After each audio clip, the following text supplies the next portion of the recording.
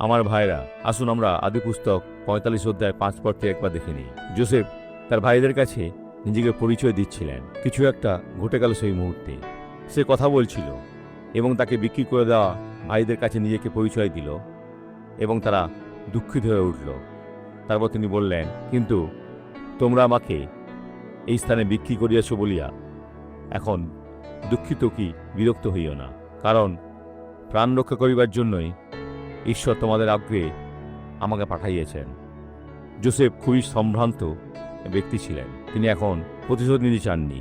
দেখেছেন, আমি তোমাদের সবাইকে শেষ করে দিতে পারি, আমি এটা করতে পারতাম। তুমি আমার জীবন নষ্ট করে দিয়েছ না, এটা আপনার হৃদয়ের উপর চাপিয়ে দেবেন না। আমি এটা করতে পারি, তুমি আমার জীবন নষ্ট করেছ না, এটা তোমার হৃদয়ের উপর চাপিয়ে দিও না।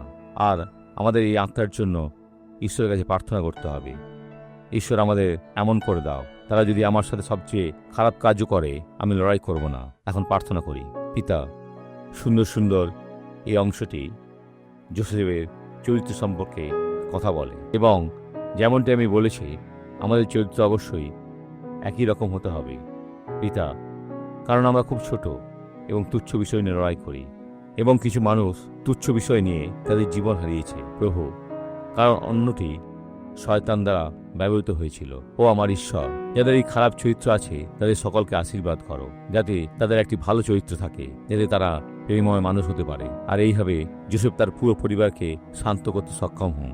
ঈশ্বর আমরা মঙ্গল করুন।